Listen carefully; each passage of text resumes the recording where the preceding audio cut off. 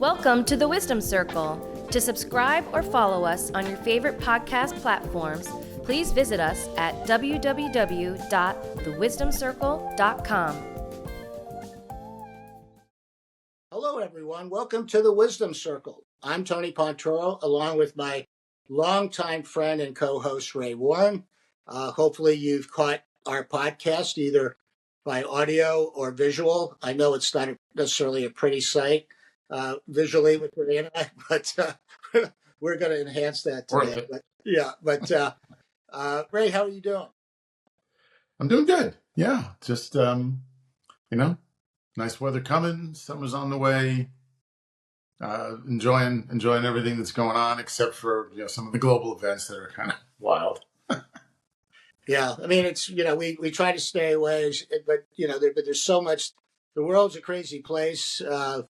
We've just seen the Final Four. We just had the draft. I know we don't date our podcast that exactly, but there's a lot going on in sports. You have the NBA and NHL playoffs, so there's a lot going on.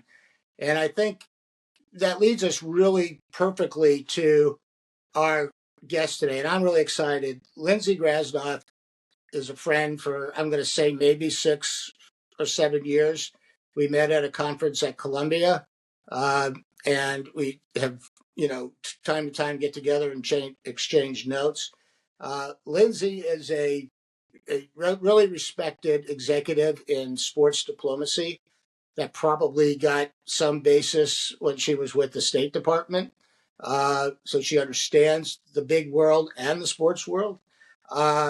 She also wrote a book, authored a book called The Basketball Empire. And we're going to have her talk about all this. I'm just, giving her the proper introduction she's due, which talks about globalization of sports and how France was also a big part of that.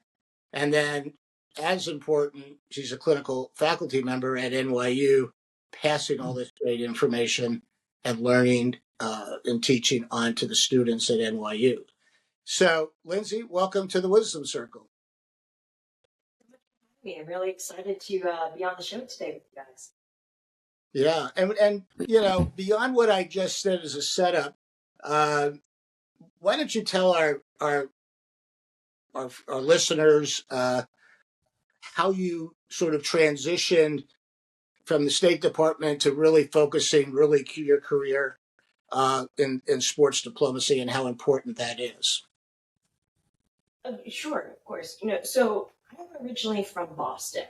And so I think that helps to set a little bit the context. Boston is a very kind of perhaps unique area in terms of sports just kind of run through the bloodlines and the DNA there. So, for ever since I can remember, there's been kind of the wider world of sports that serves as a prism through which to engage and to ask questions and learn and so forth. So I think that context helps in terms of how I originally wanted to be a sports journalist and did my training for that, but then found that it was not quite the right fit for me in terms of life of a beat reporter.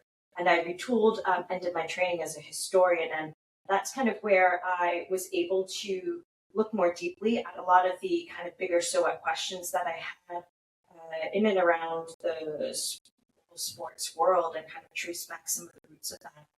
And that was kind of the origins of my first book, The Making of Les Bleus, sport in France from 1958 through 2010. So kind of looking at how in France, sport has become a tool of the state, both domestically as well as internationally, and how the creation of elite athletes to represent the nation in international competitions, whether it's an Olympic and Paralympic Games or a FIFA or FIBA World Cup, it was part of kind of the nation-making project. And so that was kind of my first indirect exposure to what today we would call sports diplomacy. I worked for the U.S. Department of State for many years as a historian, but once word got out that my background was in sport history and its uses, I wound up doing a lot of sports diplomacy briefings with ambassadors, diplomats, and career civil servants on just what is this thing called sports diplomacy, which is kind of really wonky sounding and maybe elitist sounding to some. But as the field has developed over the last 15 years, the theory has been put together, the definitions and kind of execution of practice. It's really inherently part of today's globalized sports world when the three acts of diplomacy, communication, representation, negotiation, occur in and around the sporting arena through a cultural exchange, through a technical exchange, or knowledge exchange. Effectively serving as a people project, kind of a multi-pronged tool for, yes, foreign relations, but also for trade, tourism, commercial growth, fan engagement, narrative, and so much more. My understanding of sports diplomacy from the diplomatic, big D world really kind of came through my experience working within the U.S. Department of State.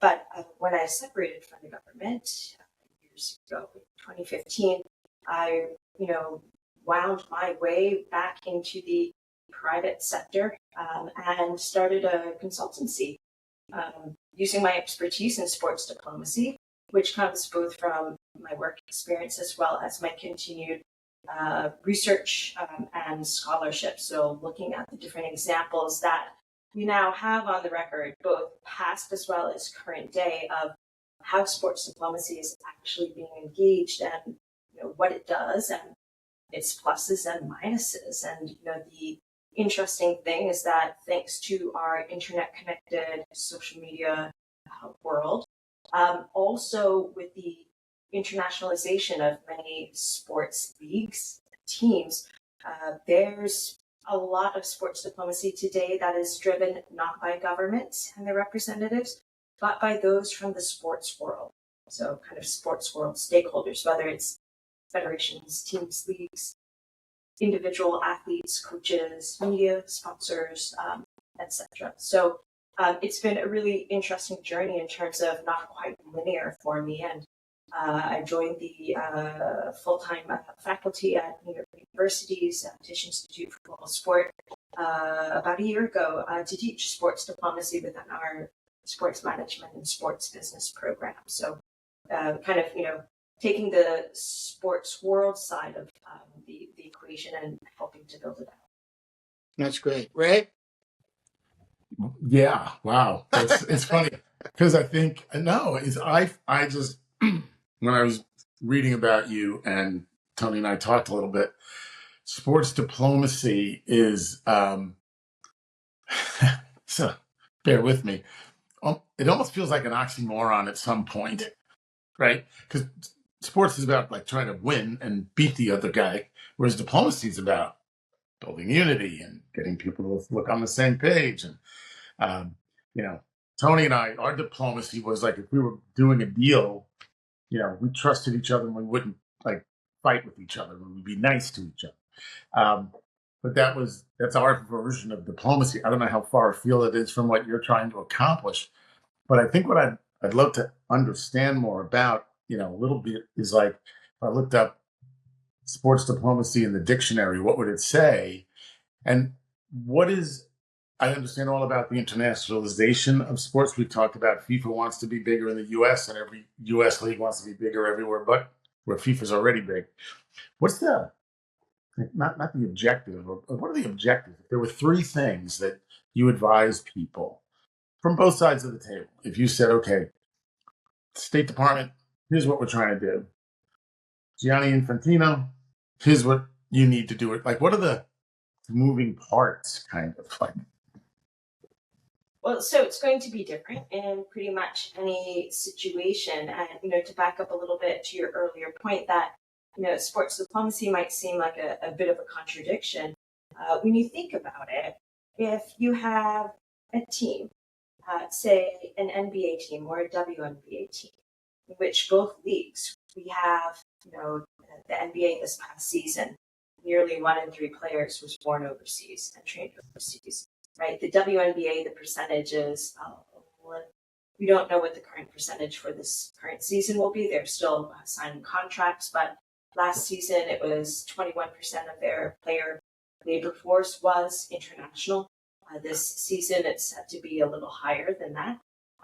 You think about most teams will have at least one international player on it. The kinds of communication, representation, negotiation that you have to have within that locker room in order to foment some kind of team chemistry, to have that chemistry to stitch together a winning season or a rebuilding season, right? The kinds of things that are shared in and around the court.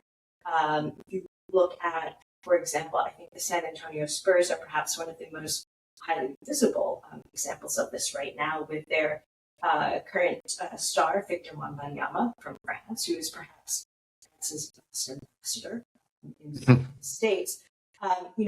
They have leaned into that. So the team has definitely learned about France and French basketball from Wemby.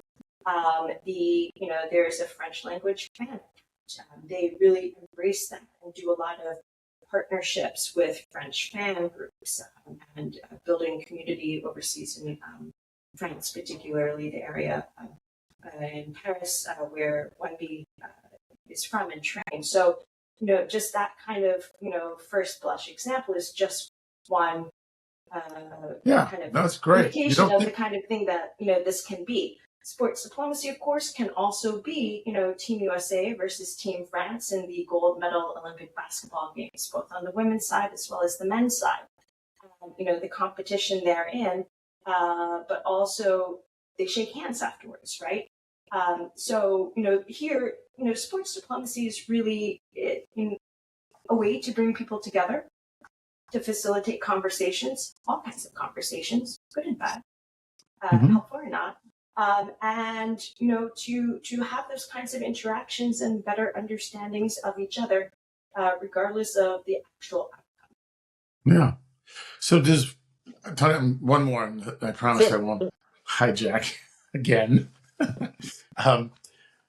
Does France lean into, Ventayama and his coming here as hard as the Spurs are leaning into him being here?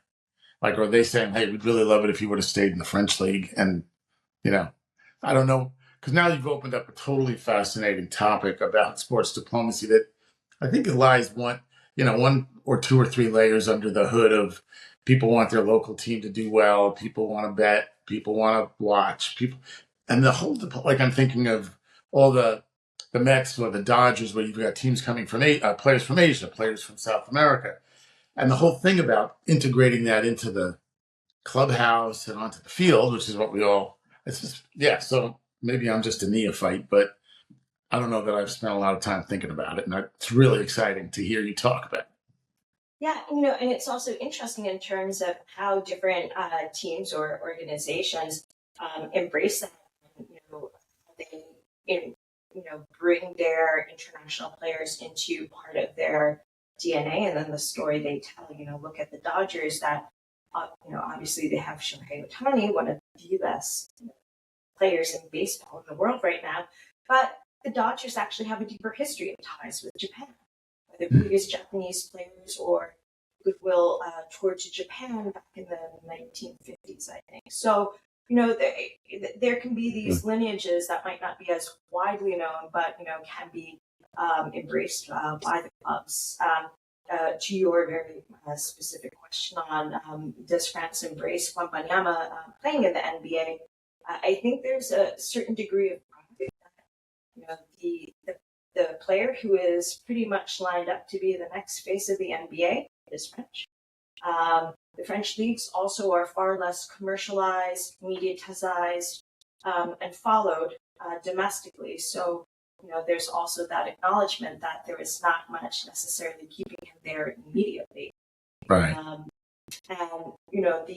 There's this aspect that I refer to as trickle-up sports diplomacy. So when you have players who go and play overseas in their professional careers or in their NCAA careers, how they're learning and engaging with their different international teammates, whether they're American, Canadian, whoever is on that team, what they learn not just kind of their kind of understandings of themselves in the larger game, but also things such as the technical steps, the technicalities of the game, other kind of more knowledge exchange related things such as mentality, resilience, different kinds of kind of more knowledge, the how-tos. They take that back, and it can help to benefit the national teams, right? Right. At the elite Sure. sports level, so kind of trickling up that way. That's my argument for how and why France became a key player in international basketball, and how there is now a ongoing, somewhat friendly, sometimes not always, rivalry between France and the US within Olympic and FIBA competition. That's really interesting. Sort of curious. When I think of sports diplomacy, I tend to be a little Pollyanna about it and saying sports is going to help make the world better and bring it together, right? But having said that, and I'll be cynical, and then you attack it any way you want. Is it really FIFA, the IOC, the NFL, the NBA really saying, like any brand, Budweiser, Coca-Cola, Pepsi, we have other countries we can grow our brand. We have then licensing, and the NFL has 9 games outside the U.S. last year, and I think going to 10 next year. Obviously the Japan. I'm sure Otani sells all sorts of jerseys in Japan. So is there an obligation? I'll phrase it this way: is there an obligation by the sports leagues and associations to bring the world together, or is it at the end of the day just really business, good business?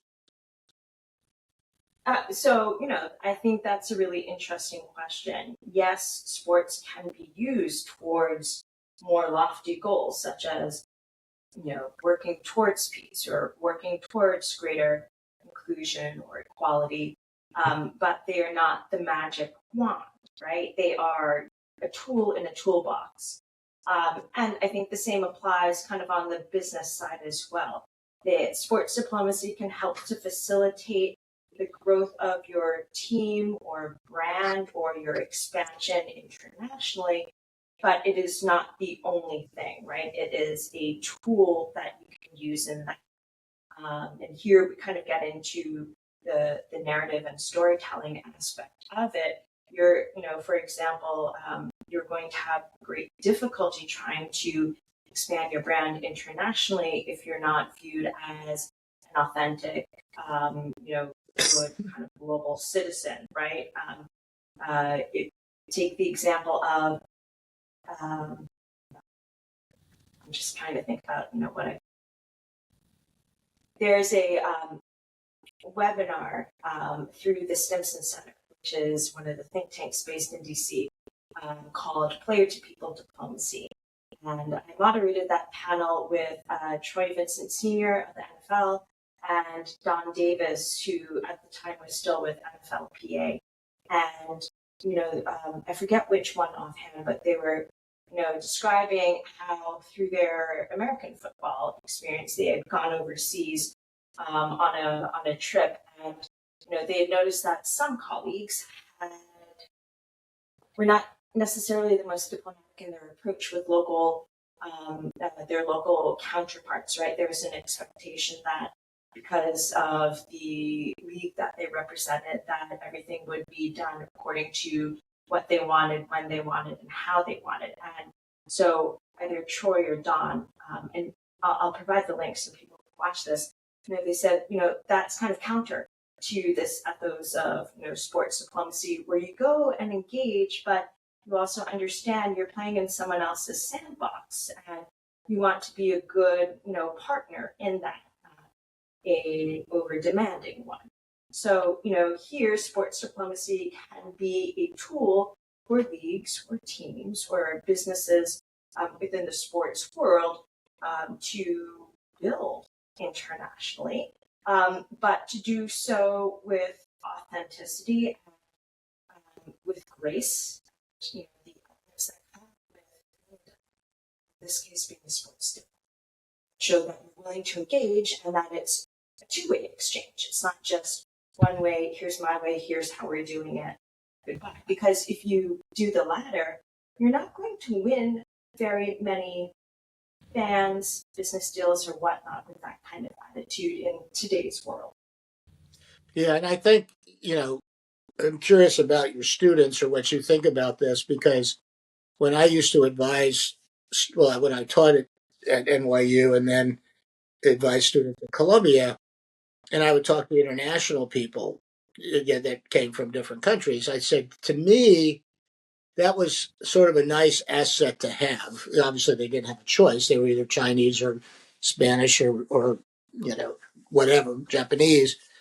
But as the world gets more global, understanding the cultures and the attitudes of people is, to me, seems very important. I think I kidded once with Ray when we had a guest, and when I would go to China with some of our executives who were born and raised and essentially never left St. Louis, and you would want to be part of the culture and have Chinese food, they would want to say, I don't really like that food. I'm going to go to Applebee's or McDonald's or wherever they could find. I don't know if we lost Ray there or not, but anyway, there he is.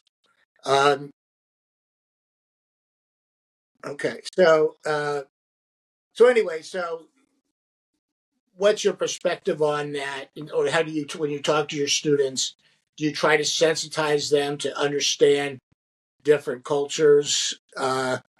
So that when they go to countries and they participate, and if they get into a sport that has international, do they understand they need to open their mind a little bit? At least that's my opinion of it. Great question. So this semester I've been teaching two separate sports diplomacy classes within a graduate program. And I'm lucky in that at NYU, we do have a pretty international classroom. And so I think, and the students are used to that. So I think they inherently understand that there's a lot that they might not know of other parts of the world, particularly through a sporting sector.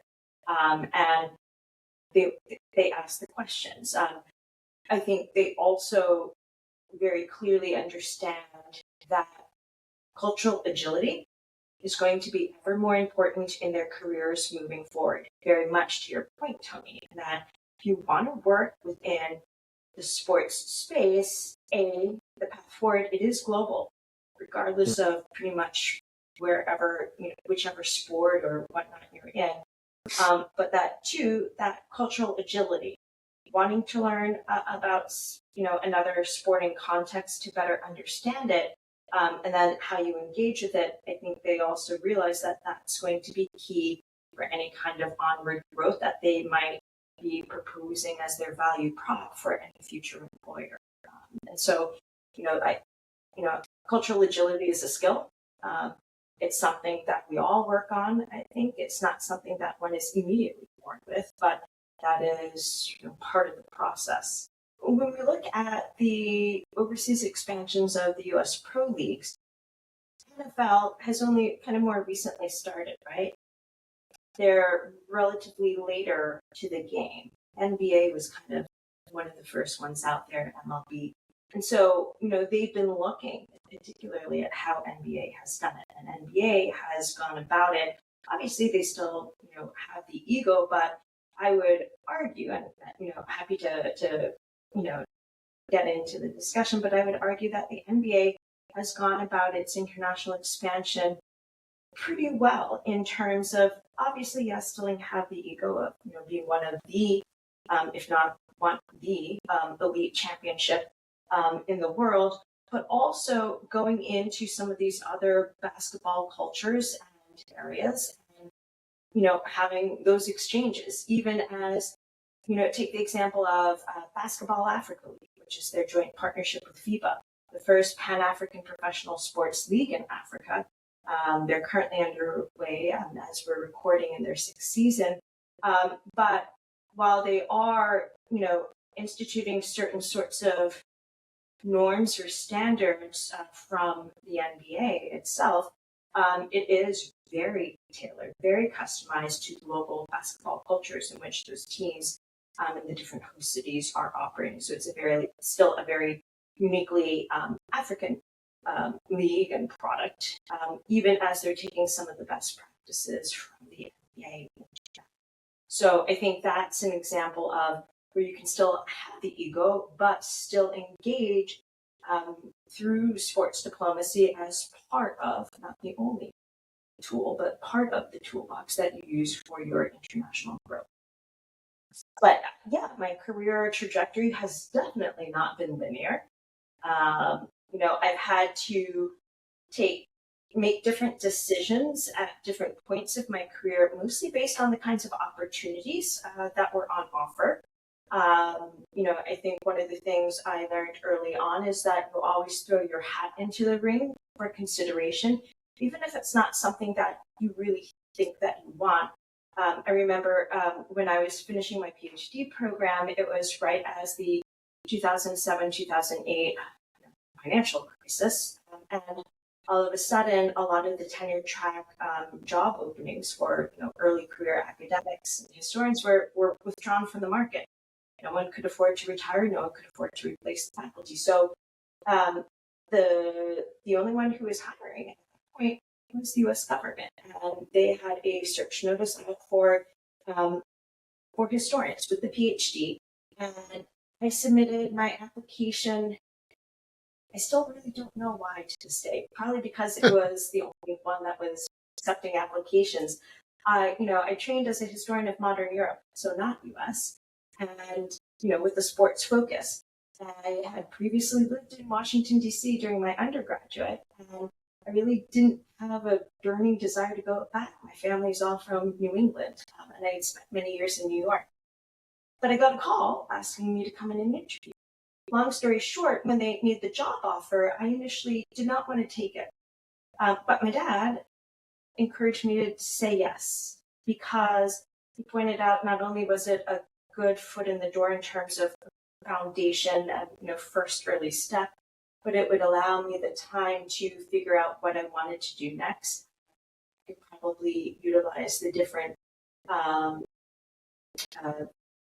opportunities within it to develop my early career and then take my next step. So sometimes you need to step away from sports before you're able to come back in a way that you really more want to do.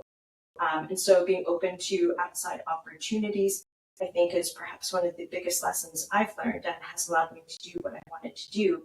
Without that critical, I think I spent 7 years with the U.S. government, I wouldn't be able to do anything that I'm doing today, which I love. So, it's, and also learning about different systems and different ways of doing things, and how you can still maneuver and be nimble, almost like an entrepreneur, even within a larger bureaucratic system, has proved very helpful for my onwards, career and my consulting practice and many other things. So, and this may be too personal, Lindsay, but like as Ray says, young people are always like, how do I get to do what you did? And how did you get to do what Ray did? How you get to do what Lindsay did? And as Ray just said, you can't really give a roadmap. There's not a GPS. Get from here to here to do what Lindsay's doing today. It's all over the place. But you follow your instinct or whatever. But when you have that quiet time, do you reflect on anything that you wish you had done differently or added to your resume that you sort of, I hate to use the word regret, but just sort of say, boy, I wish, that really was something I wish I had done to add to my full resume, but I didn't do it. Because everyone's going to go through it. We're all going to kick ourselves in the pants. And I know it's exposed you a little bit personally, but is there anything like that could be a learning for the folks? That's a really good question. I don't think there's anything additional that I would have said yes to or have done differently. So when I left the U.S. government, I left to join the private sector and to originate a director of communications role. So that was my initial transition out of the government, kind of on the comms and public affairs side. And that was how I was able to relocate back to New York. And it seemed like a really great fit. However, I think about 5 months after I was hired and brought on board, the board members got rid of my hiring CEO and they brought in someone else literally that same day. My hiring CEO went out for lunch, never came back, and someone else came back and took over afterwards. And the new CEO, just got rid of all of senior management and brought in his own people. Understandable in the private sector, but I was totally unprepared for that. And it was just a few months into my relocation, so I hadn't yet really established a network, or particularly within that sector of the industry. And I did find myself flailing for a little bit. And that's really what forced me into consulting, because to piece it together, looking back, it felt like at the time one of the lowest lows. This is what seemed as a failure. So not even a year into the new adventure, I think what I would have done differently in that is I would have tried to have led better in that kind of interim before I was finally on the chopping block, after, with the internal stuff to try to help be a better leader. That's something today I regret, and I've tried to learn from that and think about, well, what can I do to, not repeat that for others, right? As best. So I think that's kind of one of the things that I look back and has helped to guide me a little bit in terms of what does it take to be a good leader. You don't have to be the titan of commerce to be a good leader. You can be a good leader in many different ways, and there is need for good leadership, not just at the very top of the hierarchy, but throughout, right, in a variety of different ways. And so I think that's one thing I take from me. I think when we're talking about kind of your career trajectory and different things that test you, it's perhaps important to bring in my experience of pulling together and getting my second book, Basketball Empire, out into the world. That was begun as a passion project, a really curious question: how and why are there so many French players in the NBA, both at that time, like in 2014, 2015, as well as all time, when I looked at the stats. And I started doing the research and starting to pull together the book proposal and pitching it out to trade press. Unlike my first book, which had to go to an academic press, this time, it was my passion project. I wanted it to, make royalties or something. And I think I kept getting no's, rejections from a variety of different literary agents and publishing options. And, it's a real blow when you know that you have a really good story to tell and people just keep telling you no. What it did, though, was it forced me to think, okay, so the feedback I was getting was really interesting story, too niche, no. And so I thought, well, how can I make it maybe a little less niche and build it out so that I can get someone to yes? And that took me a while to think through it and do the mental gymnastics and kind of figure it out. Once I did, the first proposal I sent out was a yes. So sometimes you're trying to do something and it's in part timing, but it's also in part building out how you're approaching it. So, Okay. my question is there anything you like to talk about that we haven't covered yet? I think one thing that we haven't probably talked as much about is sports diplomacy, where people normally hear and see the term, and that's around big sporting mega events like a FIFA World Cup or an Olympic and Paralympic Games. I think thinking about FIFA 2026, which is the first time that there's an expanded field of 48 teams, there's all kinds of sports diplomacy going on, both in an amongst the three co-hosts, Canada, Mexico, and the United States, as well as the 48 teams that have qualified and are part of it. And so that's one of the things I've been keenly watching, particularly for national teams. They have a really unique ability to be literally the physical embodiment of the nation, right? They are in and of the people, representing the nation. Their kits, their uniforms often reflect the national colors, the national flag, or national symbols that are on it.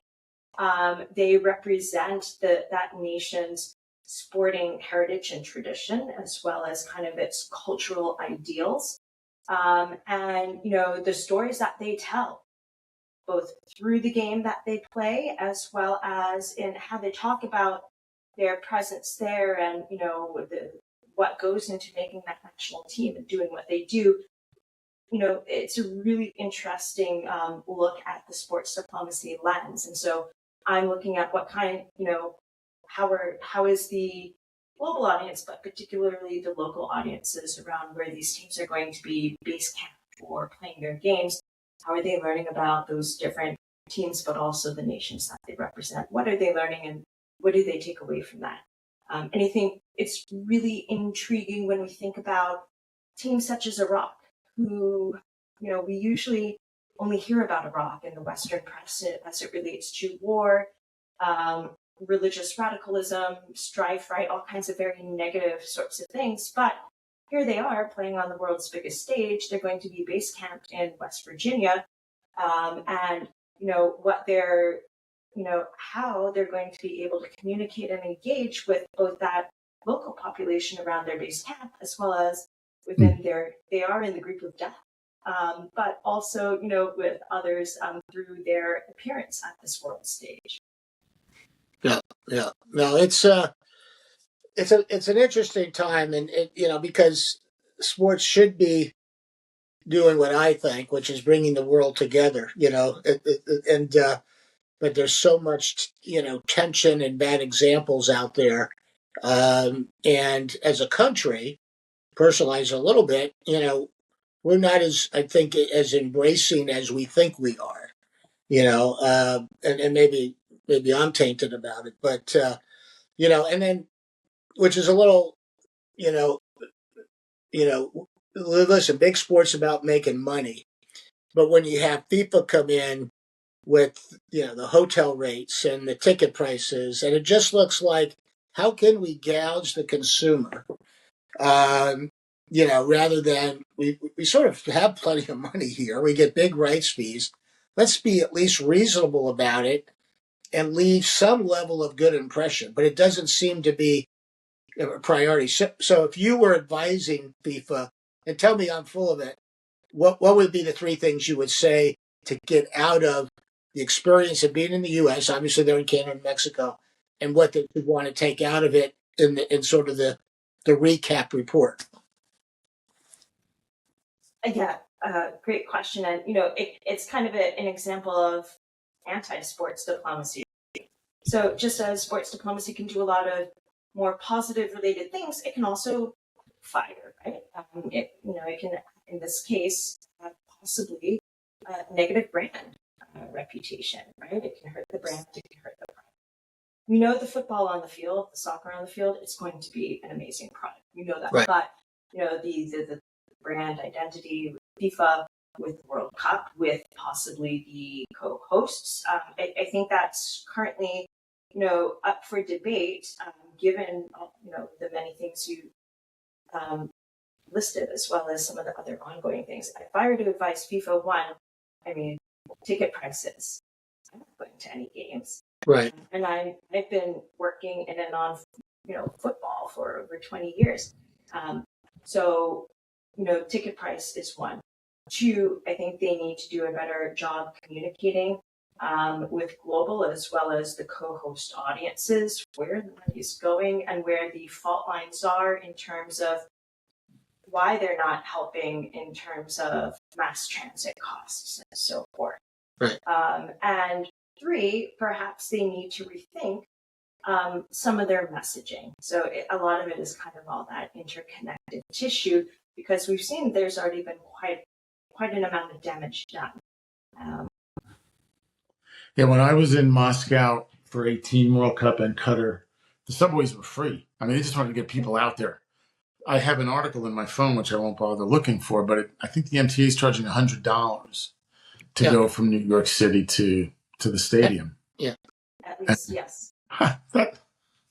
Nothing more to say. No, it's a crazy time. So to wrap up, and Lindsay, thank you. As Ray and I always say, I think we get more educated than anybody, but I think anyone that's listening is learning a lot about sports diplomacy and probably didn't even understand what it meant. So we really appreciate your time. What would you what you've learned over these years, what would you tell a young Lindsay skiing the slopes of Vermont as a young person that you wish you knew back then that you've learned today? It's all about the art of the possible. And sometimes you have to create your own opportunities. And they're not going to immediately be the ones that come to you. They're not going to be the ones you see your peers taking. But you have to create your own opportunities. But you're able to do that. You can do a lot of really interesting and amazing things. That's great. Well, Lindsay, thank you very much. You were wonderful, as I knew you would be, and we appreciate your time. Thanks so much for having me on. Thank you so much, Lindsay. Appreciate it.